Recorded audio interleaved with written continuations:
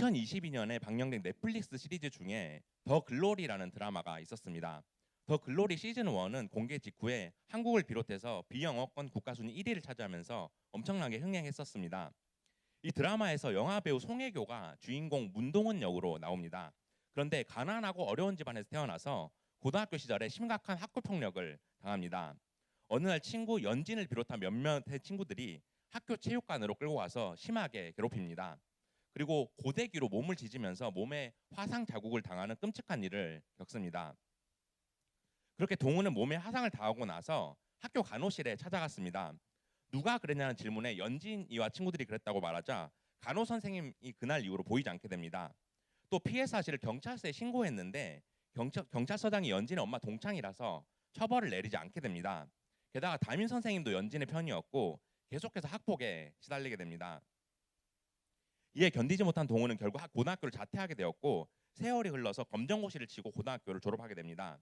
그리고 교대에 들어가서 교사가 됩니다.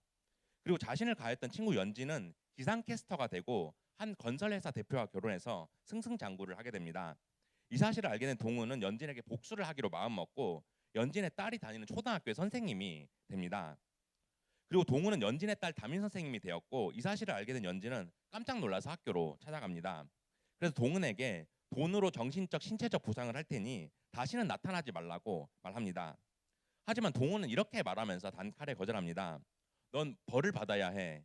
신이 도우면 형벌이고 신이 날 도우면 천벌이겠지. 이렇게 말하면서 이에는 이, 눈에는 눈, 이 복수의 원칙을 따릅니다.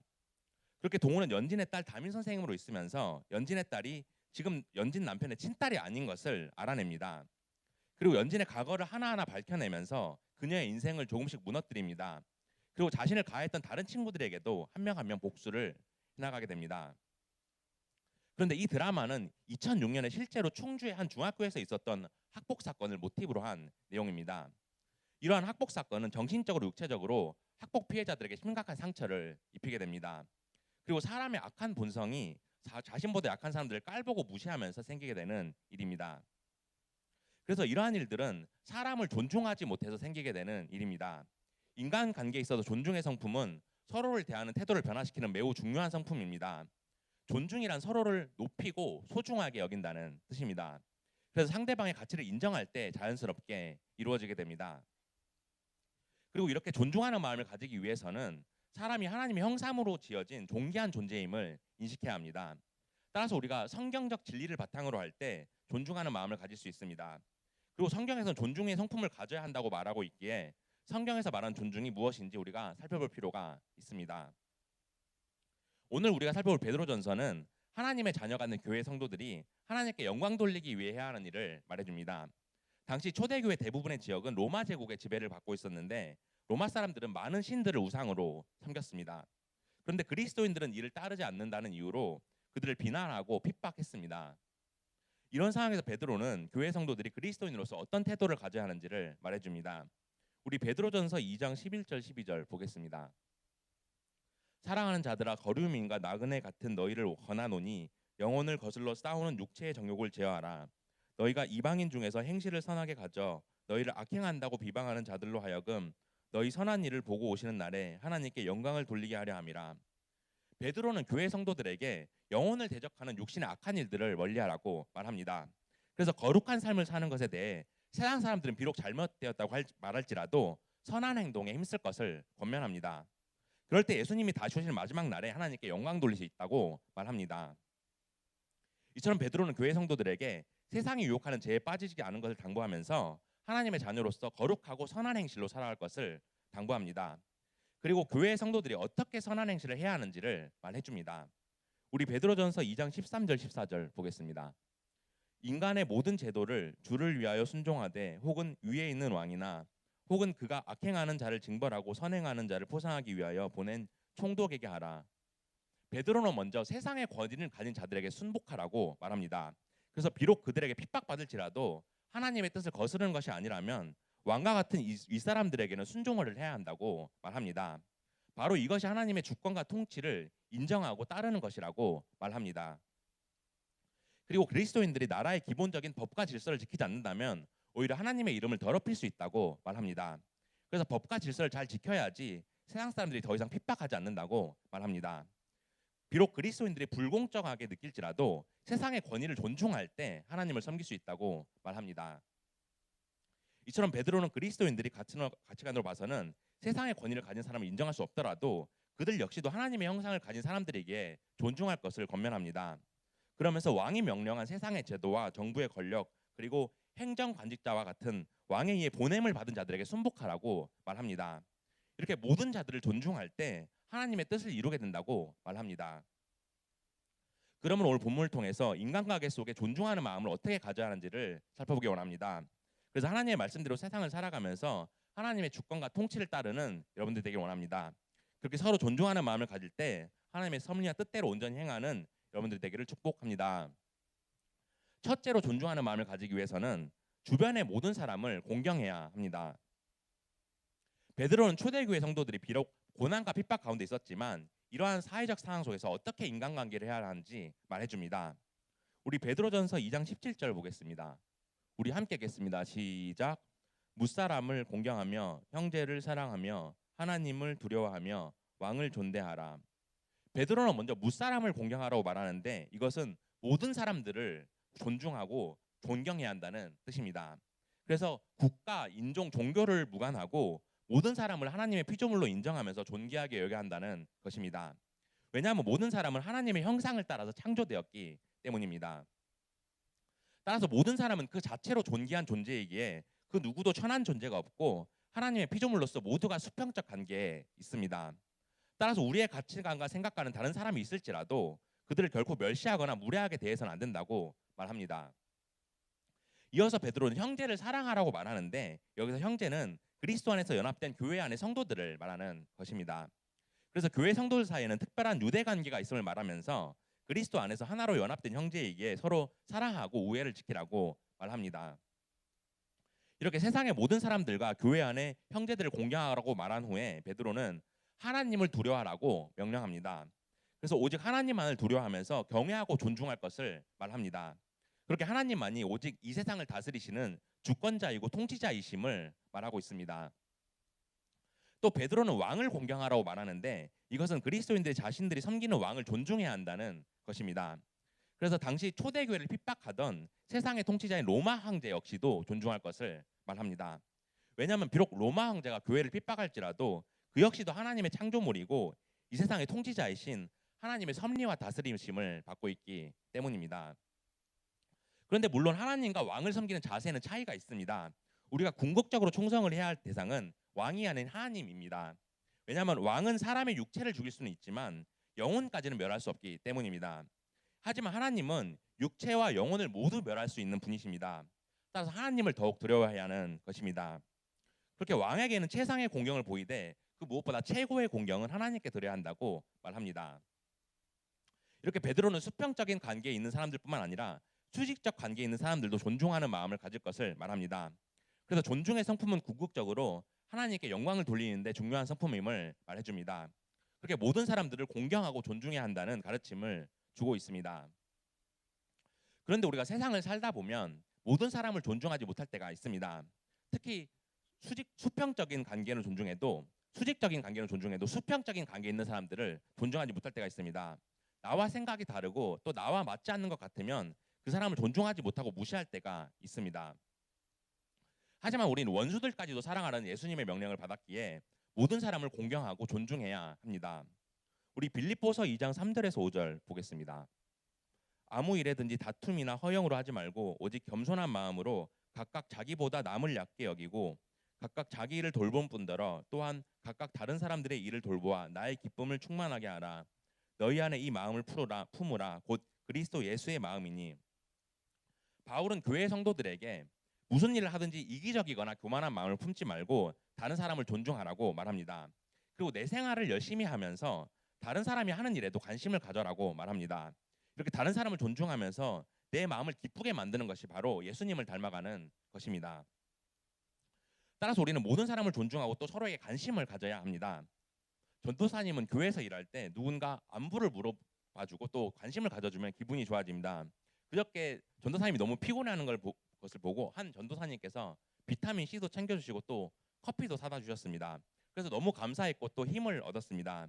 이처럼 우리가 열심히 자신의 일을 하면서 또 다른 사람들에게도 관심을 가질 때 서로에게 큰 힘이 됩니다. 그러므로 저는 여러분들이 주변의 모든 사람들을 공경하고 존중하는 마음을 가졌으면 좋겠습니다. 바로 이것이 예수님을 닮아가는 것이고 하나님이 기뻐하시는 것임을 깨닫길 소망합니다. 그래서 모든 사람들을 존중하는 마음을 가지면서 하나님의 온전한 백성으로 살아가는 여러분들 되기를 축복합니다. 둘째로 존중하는 마음을 가지기 위해서는 약하고 소외된 자들을 보살펴야 합니다. 오늘 본문 누가복음뿐만 아니라 마태복음, 마가복음에는 어린아이와 같은 믿음 이야기가 나옵니다. 그런데 여기서 예수님은 어린아이와 같은 사람들을 하나님이 가장 기뻐하신다고 말하고 있습니다. 우리 누가복음 18장 15절 보겠습니다. 우리 함께 읽겠습니다. 시작. 사람들이 예수께서 만져주심을 바라고 자기 어린 아기를 데리고 오매 제자들이 보고 꼬집거늘. 예수님이 제자들과 함께 계시는데 어떤 사람들이 자신의 아이들을 예수님께 데리고 왔습니다. 그래서 예수님이 자기 아이들에게 손을 얹어서 축복해 주기를 간청했습니다. 당시 유대 공동체에는 장로들이나 율법 교사들이 대속제일 저녁에 아이들의 머리에 손을 얹고 축복 기도를 해주는 관습이 있었습니다. 그런데 예수님의 제자들은 사람들이 이렇게 행동하는 것이 바람직하지 않다고 생각했습니다. 그래서 어린아이들을 핑계 삼아서 예수님을 보러 왔다고 말하면서 그들을 꾸짖으려고 했습니다. 왜냐하면 예수님이 사소한 일에 방해받으면서 소중한 시간을 잃어버릴 수도 있다고 생각했기 때문입니다. 이렇게 제자들이 어린아이들을 무시하는 상황을 지켜보시는 예수님은 이렇게 말씀하십니다. 우리 누가복음 18장 16절 보겠습니다. 우리 함께 읽겠습니다. 시작. 예수께서 그 어린아이들을 불러 가까이 하시고 이르시되 어린아이들이 내게 오는 것을 용납하고 금하지 말라. 하나님의 나라가 이런 자의 것이니라. 예수님은 어린아이들이 나와 오게 하라고 허락하시면서 그들을 방해하지 말라고 명령하십니다. 왜냐하면 예수님께는 모든 사람들이 소중했고 거기에는 어린아이들도 포함되어 있었기 때문입니다. 그래서 예수님은 자기에게 나오려는 아이들을 막지 않으시고 오히려 특별히 시간을 내셔서 어린아이들을 환영하고 축복해 주셨습니다. 그리고 난 후에 예수님은 제자들에게 이렇게 행동하신 이유에 대해서 말씀하십니다. 그러면서 하나님 나라는 이런 어린아이와 같은 사람들로 구성되어 있다고 말씀하십니다. 그래서 오히려 어린아이들이 하나님 나라에 들어간다고 말씀하시면서 어린아이들이 더 하나님을 신뢰하고 하나님께 잘 반응한다고 말씀하십니다. 따라서 우리가 어린아이들이라고 존중하지 않으면 안 된다는 것을 예수님의 말씀을 통해서 깨닫게 됩니다. 작년에 전도사님이 초등부 목사님을 대신해서 초등부 주일 설교를 한 적이 있었습니다. 그런데 초등부 아이들이 정말 순수한 마음으로 대답도 잘하고 잘 반응하는 것을 보았습니다. 그리고 초롱초롱한 눈빛으로 말씀을 잘 받아들였던 것이 기억에 남습니다. 요즘 우리 고등부도 그래도 1학년에 주승이가 대답을 잘해줘서 참 좋은 것 같아요. 그런데 예수님이 이렇게 순수하고 어린 아이들이 하나님 나라의 구성원을 대표하고 있다고 말씀하십니다. 이 말의 뜻은 어린아이와 같이 하나님을 온전하고 신뢰하는 자들이 하나님 나라에 들어간다는 것입니다. 그래서 어린아이가 자기의 부모를 신뢰하고 의지하는 것처럼 하나님의 자녀는 하나님을 마땅히 신뢰하고 의지하는 자라고 말씀하십니다. 따라서 어린아이들이 순수한 마음으로 구원받아 하나님 나라에 들어가는 것을 보면서 우리도 어린아이들을 존중하는 마음을 가지고 또 그들처럼 순수한 마음을 가져야 하는 것을 깨닫게 됩니다. 이를 통해 예수님은 어린아이 같은 외면당하고 무시하는 사람들도 존중해야 한다는 사실을 가르쳐 주신 것입니다. 하지만 사람들은 자기보다 작고 약한 사람들을 쉽게 무시하거나 폭력을 행사할 때가 있습니다. 특히 TV 뉴스를 보면 한 번씩 유치원 선생님이 아이들을 괴롭히고 학대했다는 소식을 듣게 됩니다. 여러분들도 들어봤죠?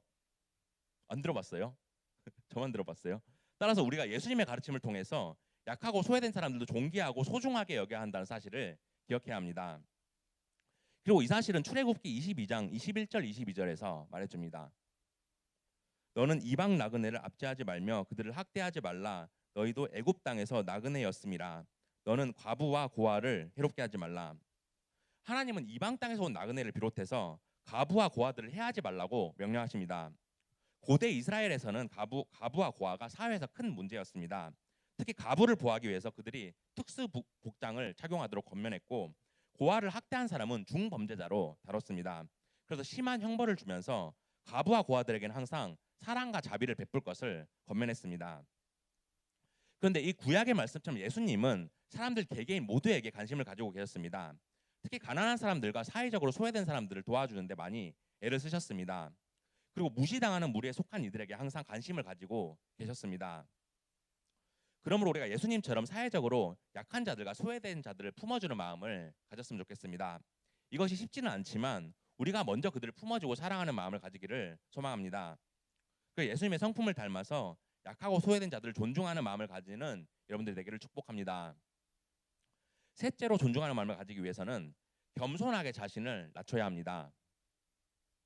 예수님은 어린아이와 같이 순수한 믿음을 가진 사람들이 하나님 나라에 들어간다고 말씀하셨습니다. 그리고 나서 계속해서 제자들에게 이렇게 말씀하십니다. 우리 누가복음 18장 17절 보겠습니다. 우리 함께 하겠습니다. 시작. 내가 진실로 너에게 이르노니 누구든지 하나님의 나라를 어린아이와 같이 받아들이지 않는 자는 결탄코 거기 들어가지 못하리라 하시니라. 예수님은 어린아이와 같이 하나님 나라를 받아들이지 않는 사람에 대해서 말씀하십니다. 여기서 받아들인다는 것은 하나님의 나라와 하나님의 은혜를 받아들이는 것을 뜻합니다.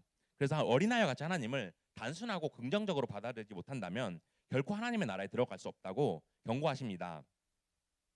그런데 이 구절은 시편에 나오는 다윗의 시와도 관련이 있습니다.